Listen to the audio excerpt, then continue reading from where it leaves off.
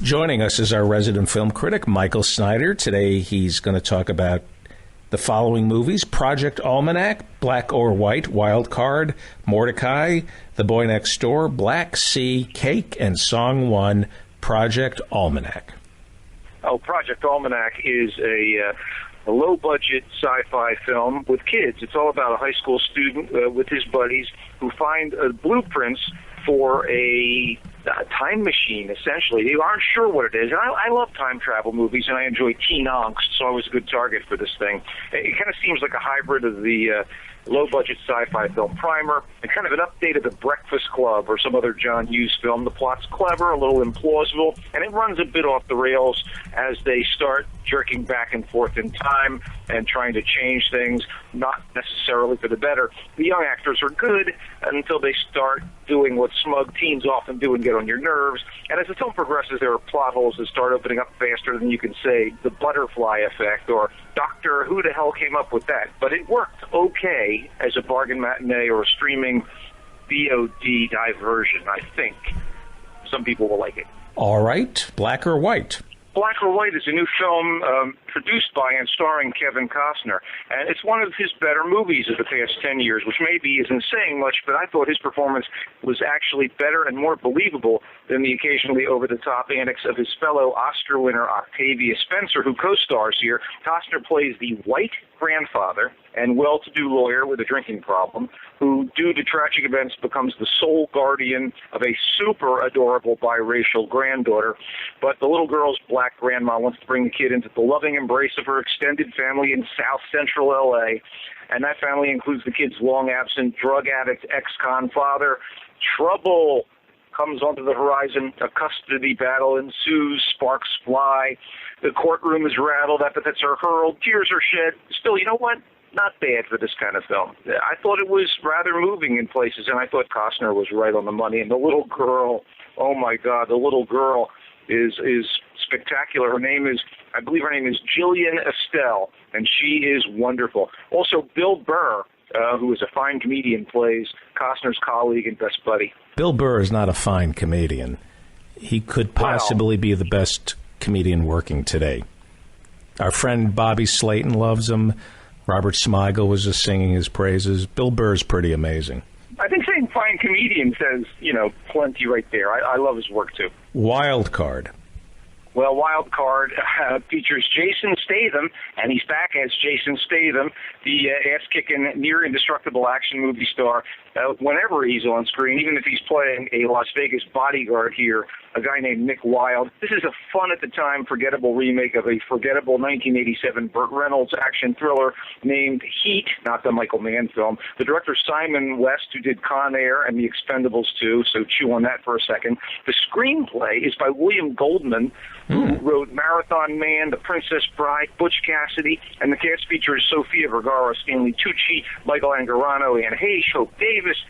I'm thinking, this is going to be great. But basically, it's total bargain matinee stuff. The hero is a loser of sorts. He's trying to defend the honor of a call girl he knows who's brutally beaten by a rich idiot. And, the action is occasionally bracing. And guess what? Statham is a blast as he uses whatever prop is handy as a weapon. He's kind of like the Gallagher of tough guys. Anything he gets his hands on, he turns into a trick. Kind of cool in that regard, but it's a throwaway. William Goldman, he's still around. That's amazing. He's got a great book. Which lie did I just tell you about? I don't know. Adventures in screenwriting. He's considered one of the best screenwriters who ever did it, right? Yeah, this is not a great script, but I enjoyed the movie to an extent. I had fun, guilty pleasure. Okay. Gwyneth Paltrow is recommending that we go to a place in Santa Monica to get our vaginas steamed cleaned. Have you read about this? I would like my brain steam cleaned after seeing her latest film, which you're about to introduce. Yeah, Mordecai. Oh, man, it's so bad. Excruciatingly unfunny waste of talent with Johnny Depp doing a bargain basement, oh no, let's say a weak-ass impression of Terry Thomas, the classic British film comedian of the 50s and 60s. You know, there are mustache jokes aplenty. He's playing a debonair art dealer and roguish fellow named Charlie Mordecai, apparently wealthy and British, who is short on funds and wants to please his cool blonde wife, played by Gwyneth Paltrow. So he wants to get a stolen painting, which is supposed to be the secret repository of a code to a lost bank account filled with Nazi gold. So action is supposed to ensue. He has to deal with Russian mobsters, you know, the British Secret Service in the form of an actor that I really like, but who is wasted here, and that would be the ever-popular and somewhat charming Ewan McGregor.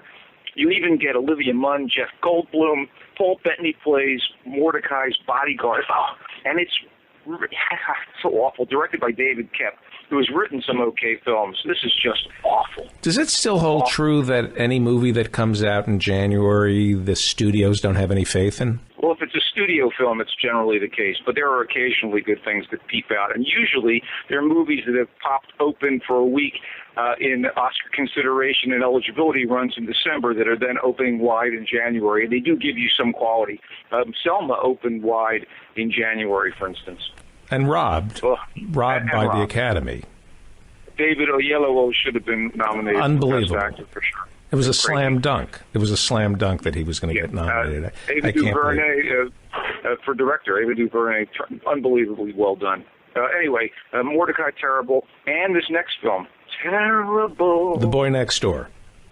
Yeah, J-Lo, Jennifer Lopez, is still searching for she's searching for movie booty that can match the magnificence of her own booty. And this ain't it. I mean, things were so promising when she played Karen Sisco in the Elmore Leonard adaptation that she did with Clooney, Out of Sight. But since then, she has struck out time and time again. And now there's this ludicrous MILF in Jeopardy film, The Boy Next Door, where she's a hot high school teacher separated from her cheating businessman husband.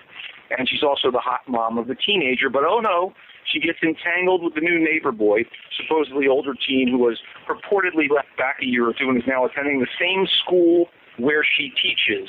And the new kid looks about 25, and he's got himself a man-sized appetite for some J-Lo loving. I mean, the movie flunks, the actors flunk, everything flunks. When you say she gets entangled with him, romantically?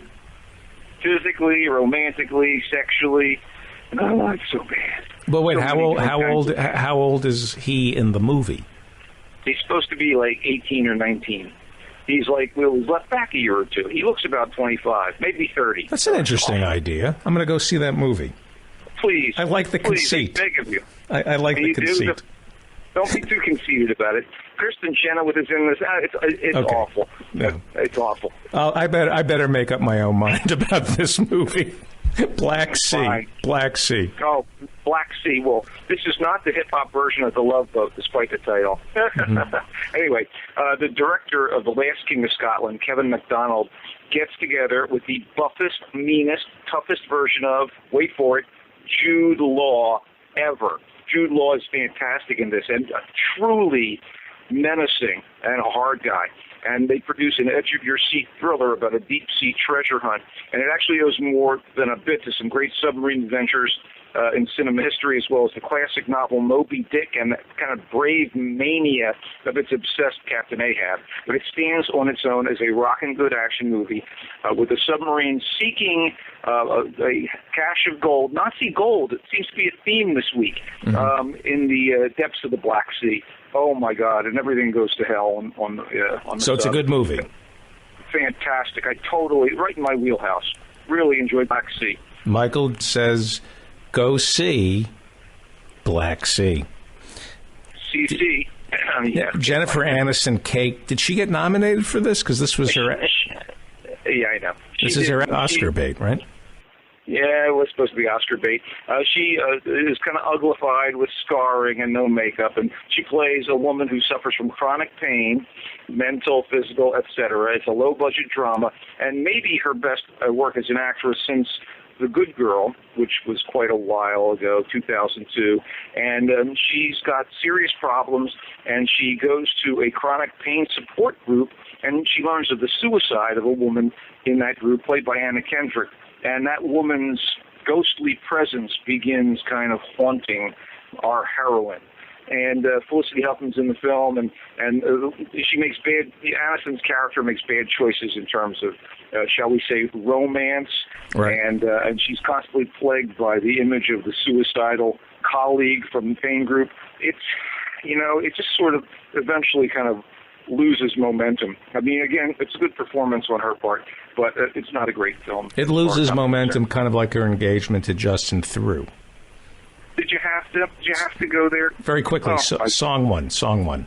Minor and a bit tedious, although the musical interludes can be affecting. Song one seemed to promise some kind of indie drama power because Anne Hathaway gave such a fantastic, wrenching performance in Rachel at the Wedding. Here she plays the sister of a wannabe folk singer and street performer who gets into an accident. She has to come home from her globetrotting adventures, and she meets the musician that her brother idolized, and romance ensues here. It ends up kind of inert and wishy-washy with a little side of hospital grief, but, some people will like it, and the music's good. Okay. I think the movie that I'm going to go see is The Boy Next Door, where J-Lo plays a teacher who gets involved with a 19-year-old high school student. I'm just, I think education is the future for our country, so I just want to see how that plays out. Sounds very interesting. You are a grave disappointment to me, Mr. Feldman. Okay. I'll talk to you next week. Thank you, Michael Snyder. You got it, buddy. Up next, Laura House talks about dogs.